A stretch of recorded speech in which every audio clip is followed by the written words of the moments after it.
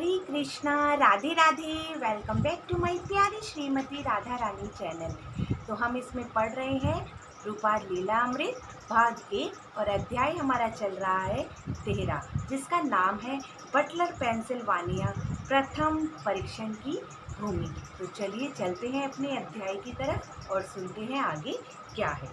रूपाल जी बताते हैं कि जब मैं पेंसिल्वानिया के बटलर नगर से निकला तो न्यूयॉर्क की दूरी वहाँ से 500 मील की थी। रूपाल जी वहाँ से बस में बैठकर बाहर निकले और उन्होंने कहा कि मैंने ऐसा विराट दृश्य इससे पहले कभी नहीं देखा था। जब रूपाल जी की बस सड़कों से होकर निकली तो उन्होंने देखा कि वहाँ बहुत से सिगरेट मदिराओं के जो विज्ञापन हैं वो दोनों साइड लगे हुए हैं और उन्हें प्रदर्शित करने वाली महिलाएं हैं।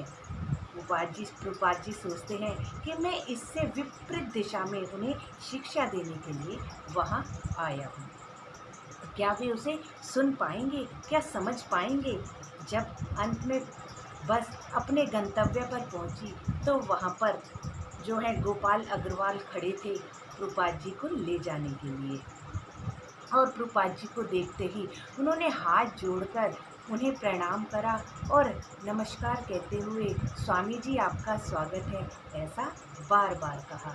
ऐसा उन्होंने इसलिए कहा क्योंकि उनके पिता ने उन्हें ऐसा करने के लिए कहा था। अब जो अग्रवाल जी हैं, गोपाल अग्रवाल जी, वो रूपाल जी को लेकर ठीक सुबह के 4 बजे अपने स्ट्रलिंग अपार्टमेंट में पहुँचे जहाँ उनका एक छोटा सा घर था। उन्होंने रूपाल जी से सोफे पर सोने के लिए कह दिया और अपने कमरे में जाकर सो गए। वहाँ उस घर में एक छोटा सा कमरा था, एक छोटी सी रसोई, स्नान कक्ष और बच्चों के लिए एक छोटा रूम था। इसीलिए रूपाल जी को वहाँ सोफे पर सोने की इजाज़त मिली। गोपाल अग्रवाल जी की जो पत्नी थी शैली अग्रवाल, उन्होंने निर्णय लिया कि रूपाल जी को जो है YMCA के अपार्टमेंट में एक कमरा दिला दिया जाए ताकि वे दिन में उनके पास आकर रह सकें और रात में वहाँ चले जाएं। रूपाल जी इसके लिए राज़ी हो गए। अब शैली अग्रवाल सोच रही थी कि स्वामी जी जो गेरुए रंग के वस्त्र पहनते हैं उनको देखकर कहीं लोग अटकलें ना लगाने लग जाएं। इसलिए शैली अग्रवाल रूपाल जी को लेकर जो है एक समाचार विज्ञापन पत्र के लिए चली गई और बटलर ईगल के एक विशेष जो लेखक हैं उन्होंने उनके लिए एक लेख प्रकाशित कहा कि हिंदू धर्म के एक भक्त द्वारा प्रभावपूर्ण अंग्रेजी में पश्चिम में आने के अपने उद्देश्य का वर्णन। और उन्होंने घर पर आकर रूपाल जी को जो है एक हाथों में भगवत गीता लेते हुए एक जो है चित्र भी खींचा और उसका शीर्षक रखा भक्ति योग का राजदूत।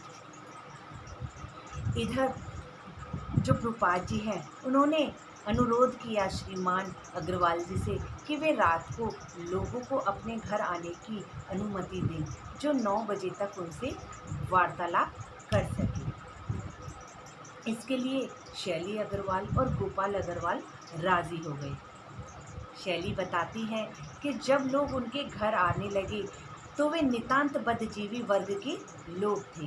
वे रूपाल पर मुग्ध थे, उन्हें ज्ञान नहीं था कि वे उनसे क्या पूछते हैं। शैली बताती हैं कि रूपाल जी बहुत ही प्रतिभाशाली जो है व्यक्ति थे और जो भी लोग उनसे मिलने आते वो दूसरे दिन दूसरों का हाथ पकड़कर भी वहाँ ले आते थे। वो शैली बताती हैं कि वो मेरे जीवन के सबसे सरल अतिथि थे क्योंकि जब वे अपने घर का वर्क करती तो रूपाल जी कभी भी जो है कुछ और बात नहीं किया करते। वे केवल कृष्ण की बातें करते या हरे कृष्ण कीर्तन में लगे रहते। वे कहती कि वे हमेशा कीर्तन में ही लगे रहते थे। जब मुझे घर के काम काज में लगना पड़ता तो वो प्रसन्नतापूर्वक कीर्तन करते रहते। जब लोग उनसे मिलने आते तो सिगरेट पिया करते, तो प्रभुपाद जी उनसे कहते कि इस पर ध्यान मत दो, इसके बारे में मत सोचो कि आपके हाथ में क्या है। और वो हमेशा उनको भगवत गीता के बारे में बताते। जब वे सिगरेट पिया करते तो प्रभुपाद जी के हाथ में हमेशा गर्म दूध का एक प्याला होता। एक दिन संध्या के समय प्रभुपाद जी से एक आए हुए व्यक्ति ने पूछा, ईसा मसीह के बारे में आपके क्या विचार हैं? तो प्रभुपाद जी ने उन्हें उत्तर दिया कि वे ईश्वर के पुत्र हैं। और तब उन्होंने आगे जोड़ा कि वे स्वयं भी आज तक भी ईश्वर के पुत्र हैं। हर एक को यह सुनकर संतोष हुआ कि प्रभुपाद ईसा मसीह को ईश्वर के पुत्र मानते हैं, और सभी खुश होकर वापस लौट गए। अब शैली बताती है कि जब प्रभुपाद जी भोजन बनाते तो वो केवल एक बर्नर का उपयोग करते। सबसे नीचे के बर्तन में एक भाप बनती जिससे वे दाल पका लेते, और कुछ कच्ची सब्जियां भी वे उससे पका लेते। वे दोपहर तक अपना भोजन पूरा कर लेते और 11 बजे तक फ्री होकर भगवान को वो भोजन अर्पण करके खाते। शैली बताती है कि गोपाल अग्रवाल जी भी हमेशा दोपहर 12 बजे तक ही लंच के लिए घर पर आते, और जब शैली उन्हें सैंडविच देती। और प्रभुपाद जी ने एक दिन गोपाल अग्रवाल जी से भी कहा कि तुम ये खाना जो है खाकर देखो। जब उन्होंने उस खाने को चखा तो वो प्रसाद था, इसलिए उन्हें बेहद पसंद आया, और उन्होंने प्रभुपाद जी ने उनके लिए रोज़ डेली वो प्रसाद बनाना शुरू कर दिया। धीरे धीरे शैली अग्रवाल भी प्रभुपाद जी के खाना बनाने में हाथ बटाने लगी। लेकिन जो शैली अग्रवाल हैं वो बताती हैं कि कई बार वो नॉन वेज भी बना लेती थी, लेकिन प्रभुपाद जी के आने से पहले वे अपने घर को क्लीन कर लेती थी ताकि उसमें जो है घर में स्मेल ना बचे।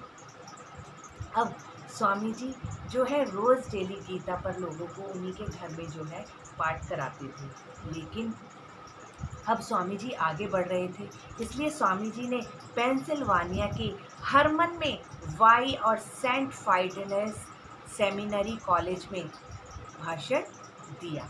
और वहाँ पर भाषण देने के बाद जब दूसरे अध्यक्ष ऑफिसरों को भी पता चला तो उन्होंने भी उन्हें बुलाने की अपने कॉलेज में अनुमति दी। और एलन लॉर्डसन जो है उन्हें प्रभुपाद जी को लेने उनके अपार्टमेंट में गए, और जब वो लेकर उन्हें कॉलेज पर आए तो जिस समय प्रभुपाद ने गलियारे में जो है चलकर आए और वो सीधे सीढ़ियों से चढ़कर लकड़ी के एक मंच तक पहुँचे। उस समय उनका भाषण सुनने केवल 100 छात्र इकट्ठे हुए थे।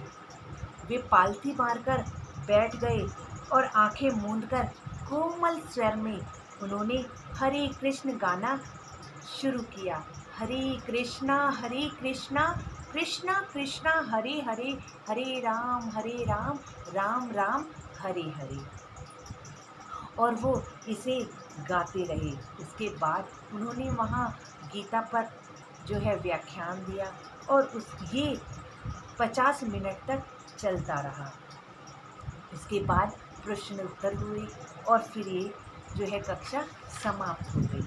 उसके बाद वहाँ के जो प्रोफेसर थे, प्रिंसिपल थे, वे उनको बाहर ले गए प्रभुपाद जी को और एक बेंच पे बैठा दिया, जहाँ पर जाकर प्रभुपाद जी ने चारों तरफ देखा तो वहाँ बहुत से पेड़ लगे हुए थे। प्रभुपाद जी ने उनसे कहा कि यदि इन पेड़ों के बदले आप कोई ऐसे फलों के पेड़ लगाते जिनसे सभी को जो है संतुष्टि होती, यदि किसी को भूख लगती तो वो फल लेकर खा सकता था। उनका विचार सुनकर जो कॉलेज के अध्यापक थे डॉक्टर मोहन शर्मा, उनकी 16 साल की बेटी थी, वे उनको अपने घर ले गए और वहाँ पर प्रभुपाद जी को सूखे मेवे, गरम दूध, कुछ फ्रूट्स दिए और उनका सेवन करने के बाद प्रभुपाद जी ने उनकी बेटी को आशीर्वाद दिया और उनके लिए मंगल कामना करी। एक साधु पुरुष थे वे एक साधु पुरुष थे जिसने स्थिरता और शांति जैसे दुर्लभ गुण प्राप्त कर लिए थे। ऐसे में प्रभुपाद जी के लिए 15 अक्टूबर को जो है एक पत्र आया और वो पत्र था सुमति मुरारजी का।